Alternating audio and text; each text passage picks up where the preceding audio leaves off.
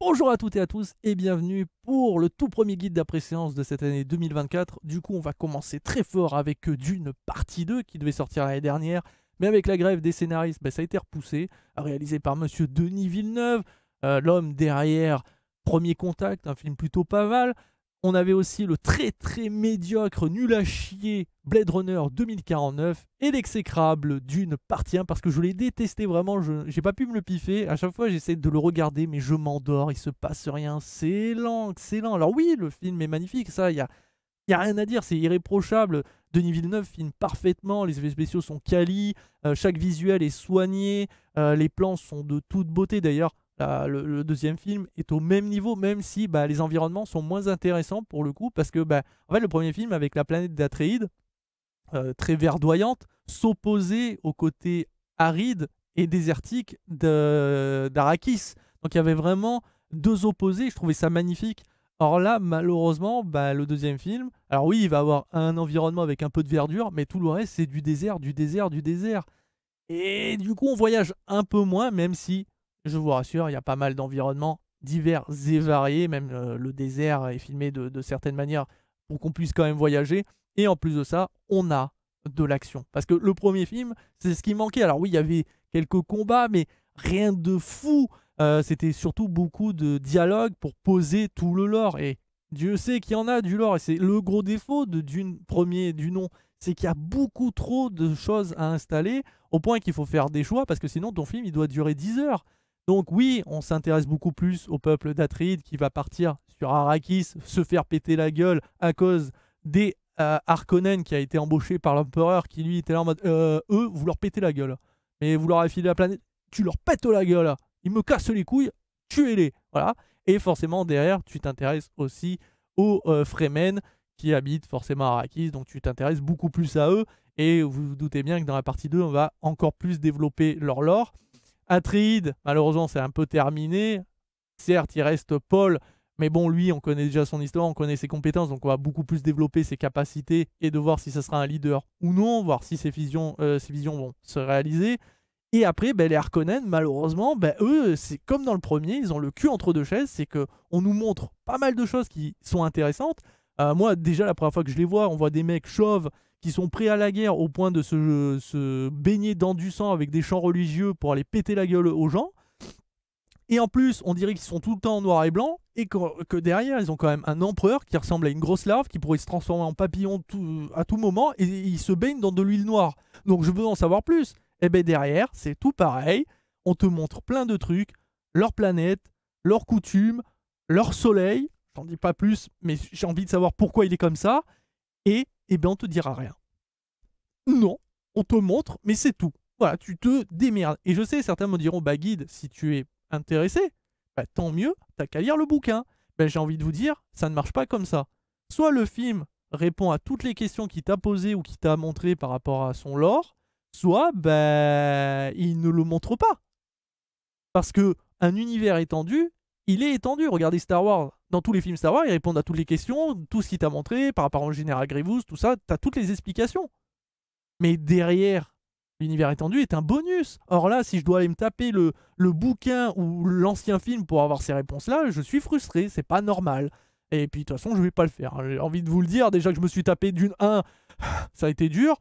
Heureusement, Dune 2 est de meilleure qualité. D'ailleurs, je tiens à vous le souligner. Oui, j'ai passé un très très bon moment, même si ça n'empêche que pour l'histoire, je suis toujours dans la même problématique. Ça n'a aucun sens. C'est d'ailleurs pour ça que j'avais pas si bien accroché ça que ça à Dune. Pas parce qu'il n'y a pas eu assez de développement chez les Harkonnen ou voilà. C'est tout simplement parce qu'on me dit que sans l'épice, toutes ces maisons, toutes ces galaxies, tous ces peuples ne peuvent pas voyager dans l'espace. Puisque c'est le carburant qui permet de voyager dans l'espace. Or, quand tu vois tous les pouvoirs magiques qui existent dans l'univers, même si pour l'instant on ne nous a pas montré qu'ils pouvaient déplacer des montagnes ou des vaisseaux, mais quand même, les technologies et forcément que tous ces peuples sont dispersés dans toutes les galaxies, il y en a bien certains qui ont trouvé une alternative au carburant de l'épice. Ils ont bien trouvé quelque chose qui leur permet de se déplacer. C'est pas possible sinon. Enfin, je veux dire, l'épice, elle n'est pas éternelle. Au bout d'un moment, à force de l'avoir consommée, elle n'existera plus, donc ils ne pourront plus voyager. Donc il fallait bien trouver une alternative. Et depuis le temps, les gens, ils en ont jamais trouvé. Pour moi, c'est plus un prétexte et ça m'énerve, c'est que tu sens que c'est juste une justification qui permet de tout centraliser sur une même planète à cet instant. Si on ne contrôle pas les pistes, bah du coup on voyage pas, donc tu es obligé de le faire, donc c'est pour ça que l'empereur est obligé de faire des choix. Mais pour moi c'est plus un prétexte. Depuis le temps ils auraient dû trouver une alternative. Pour ça que j'étais frustré dans le premier film, je trouvais ça complètement con. Et donc c'est d'ailleurs mon avis, je trouve l'histoire de Dune complètement con. Mais au moins dans le 2, bah là c'est plus la religion qui va être centralisée. Alors, et pourtant, Dieu sait que je déteste la religion, je ne supporte pas ça. Mais quand c'est bien fait, ça passe. Et ben là franchement, j'ai bien aimé de voir ces Fremen, d'avoir cette vieille génération qui croit, de voir leur foi, de voir la puissance de cette foi, et de voir aussi toute leur coutume qui est liée à ça, et d'avoir la dualité derrière avec la jeune génération qui, elle, est beaucoup moins portée sur la foi, beaucoup plus sur les armes, sur l'action, on va dire, et de pas juste se dire, potentiellement, il y a une divinité qui va venir nous guider et donc nous permettre de gagner.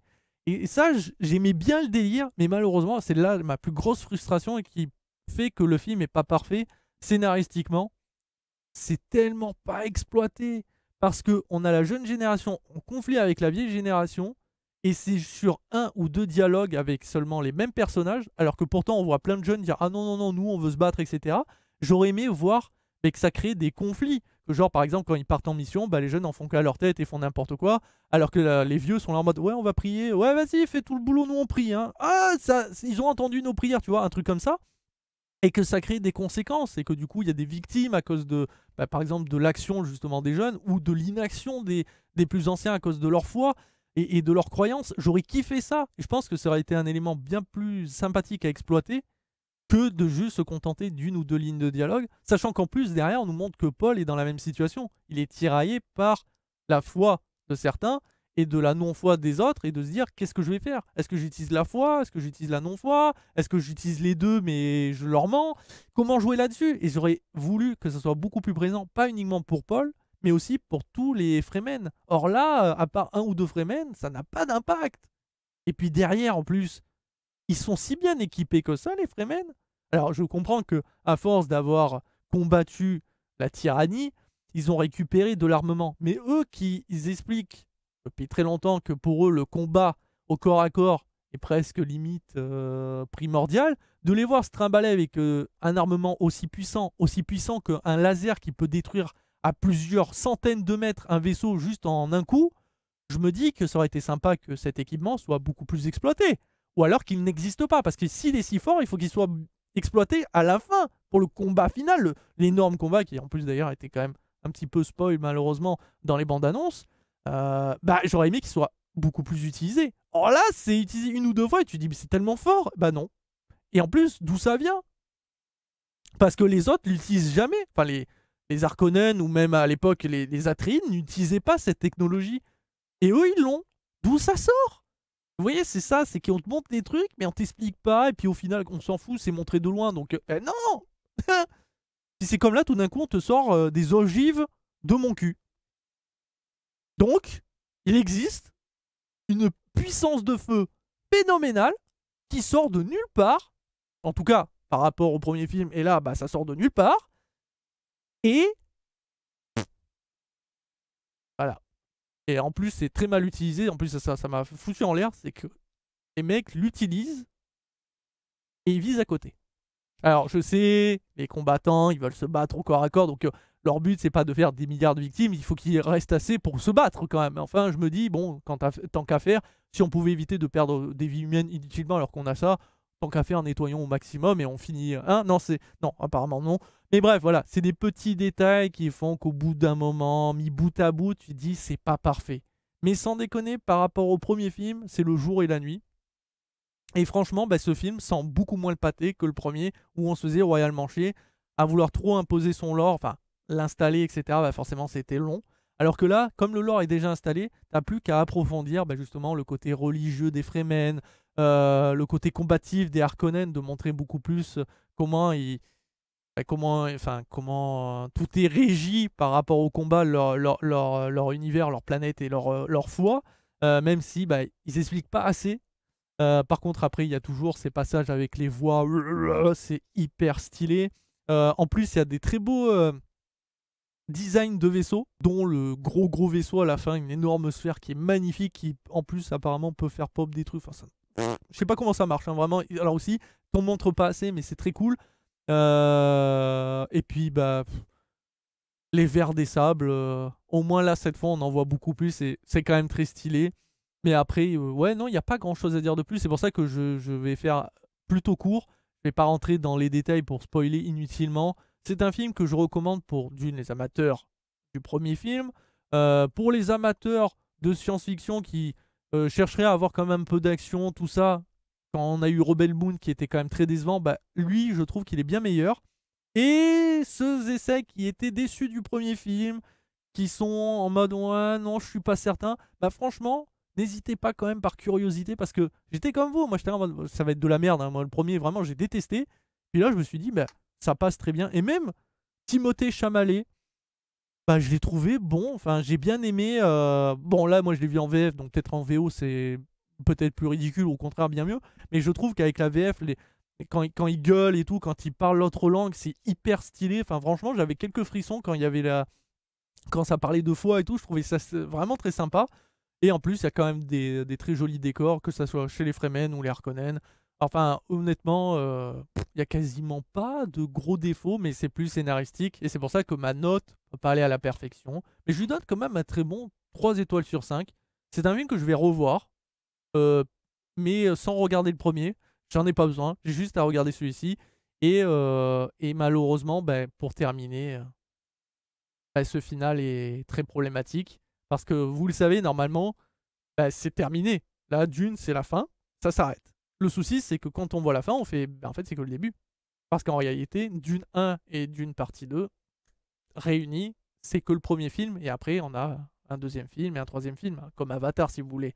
Et là, on sent là très clairement qu'il faut une suite. Ça peut pas s'arrêter comme ça. Enfin, si là, demain, on nous dit c'est vraiment terminé, et il n'y aura plus de Dune partie 3 de la part de Villeneuve ou de Quinquada qui reprendrait son travail mais continuerait dans sa lancée, pour moi, ça serait la pire fin qui ait jamais existé. Par contre, si on nous dit il y aura une suite un jour, mais ça prendra du temps parce que le temps d'écriture, tout ça, il n'y a pas de souci, je serai patient. Parce que là, franchement, vu ce qu'il m'annonce, je veux voir. Parce qu'on parle de mecs qui, quand même, à la base, leur spécialité, c'est le combat. Le sable, tout ça, ok. Mais si on retire le sable, certes, c'est quand même des bons combattants, mais à quel point? Voilà. J'ai envie de voir, je suis très curieux. Mais franchement, pour moi, là, la fin, elle est horrible parce que elle me fout les boules dans le sens où j'ai trop envie de voir la suite. Et potentiellement, il n'y en aura pas. Denis Villeneuve a dit en interview qu'il aimerait beaucoup, mais ça dépend de plein de choses, du succès du film, des finances et de lui de son temps aussi. Il a peut-être autre chose à faire, à tourner. En plus, il faut arriver à écrire un scénario et peut-être qu'il n'y arrivera pas. Mais peut-être que la Warner, en fonction du succès du film, pourrait se dire on produit quand même un troisième et un quatrième. Enfin, d'abord un troisième et peut-être d'autres suites parce qu'après tout, on n'a pas vu toutes les maisons. Et il y a tellement de possibilités. Bref, d'une, 3, 4, 5, à voir. Mais voilà qui conclut ce nouveau guide d'après-séance. Et je vous dis à très vite et à très bientôt pour toujours plus de vidéos, que ce soit sur Twitch ou YouTube. Ciao, ciao les amis.